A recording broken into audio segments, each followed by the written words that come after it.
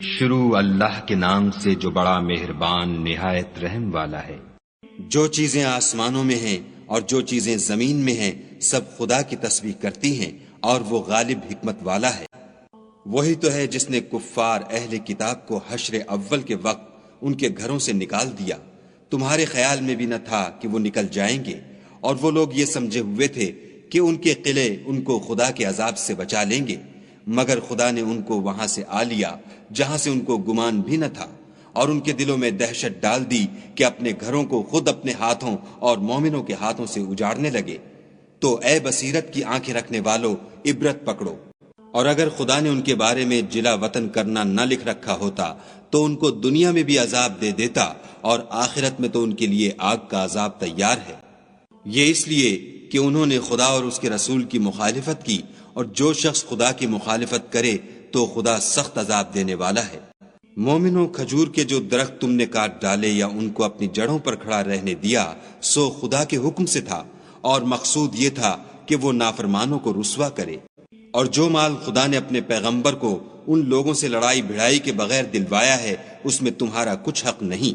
کیونکہ اس کے لیے نہ تم نے گھوڑے دوڑائے نہ اونٹ، لیکن خدا اپنے پیغمبروں کو جن پر چاہتا ہے مسلط کر دیتا ہے، اور خدا ہر چیز پر قادر ہے۔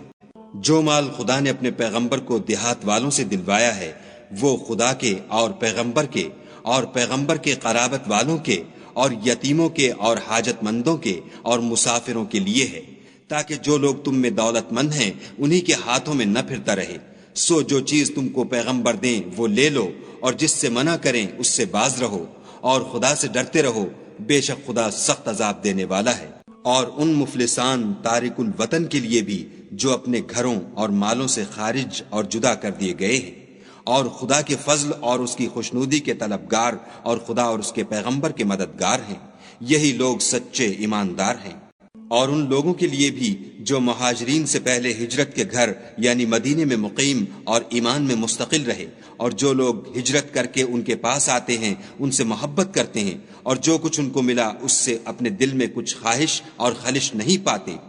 اور ان کو اپنی جانوں سے مقدم رکھتے ہیں، خواہ ان کو خود احتیاج ہی ہو۔ اور جو شخص حرص نفس سے بچا لیا گیا تو ایسے ہی لوگ مراد پانے والے ہیں۔ اور ان کے لیے بھی جو ان مہاجرین کے بعد آئے اور دعا کرتے ہیں کہ اے پروردگار ہمارے اور ہمارے بھائیوں کے جو ہم سے پہلے ایمان لائے ہیں گناہ معاف فرما، اور مومنوں کی طرف سے ہمارے دل میں کینہ و حسد نہ پیدا ہونے دے، اے ہمارے پروردگار تو بڑا شفقت کرنے والا مہربان ہے۔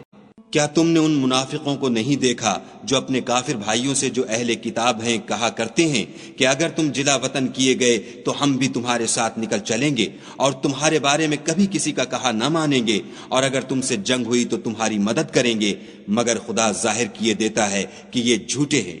اگر وہ نکالے گئے تو یہ ان کے ساتھ نہیں نکلیں گے، اور اگر ان سے جنگ ہوئی تو ان کی مدد نہیں کریں گے، اور اگر مدد کریں گے تو پیٹھ پھیر کر بھاگ جائیں گے، پھر ان کو کہیں سے بھی مدد نہ ملے گی۔ مسلمانوں، تمہاری ہیبت ان لوگوں کے دلوں میں خدا سے بھی بڑھ کر ہے، یہ اس لیے کہ یہ سمجھ نہیں رکھتے۔ یہ سب جمع ہو کر بھی تم سے بالمواجہ نہیں لڑ سکیں گے،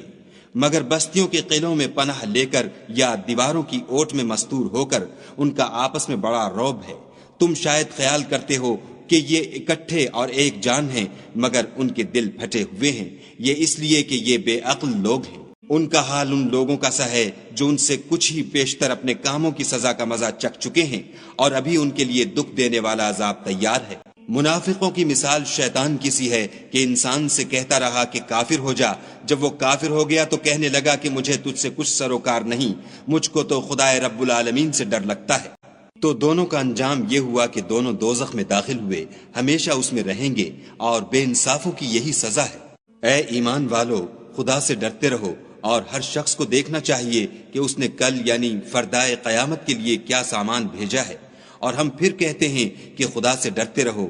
بے شک خدا تمہارے سب اعمال سے خبردار ہے۔ اور ان لوگوں جیسے نہ ہونا جنہوں نے خدا کو بھلا دیا تو خدا نے انہیں ایسا کر دیا کہ خود اپنے تئیں بھول گئے، یہ بد کردار لوگ ہیں۔ اہل دوزخ اور اہل بہشت برابر نہیں، اہل بہشت تو کامیابی حاصل کرنے والے ہیں۔ اگر ہم یہ قرآن کسی پہاڑ پر نازل کرتے تو تم اس کو دیکھتے کہ خدا کے خوف سے دبا اور پھٹا جاتا ہے، اور یہ باتیں ہم لوگوں کے لیے بیان کرتے ہیں تاکہ وہ غور کریں۔ وہی خدا ہے جس کے سوا کوئی معبود نہیں، پوشیدہ اور ظاہر کا جاننے والا، وہ بڑا مہربان نہایت رحم والا ہے۔ وہی خدا ہے جس کے سوا کوئی عبادت کے لائق نہیں، بادشاہ حقیقی، پاک ذات ہر عیب سے، سلامتی امن دینے والا، نگہبان، غالب، زبردست بڑائی والا۔ خدا ان لوگوں کے شریک مقرر کرنے سے پاک ہے۔ وہی خدا تمام مخلوقات کا خالق، ایجاد و اختراع کرنے والا، صورتیں بنانے والا۔ اس کے سب اچھے سے اچھے نام ہیں۔ جتنی چیزیں آسمانوں اور زمین میں ہیں سب اس کی تسبیح کرتی ہیں، اور وہ غالب حکمت والا ہے۔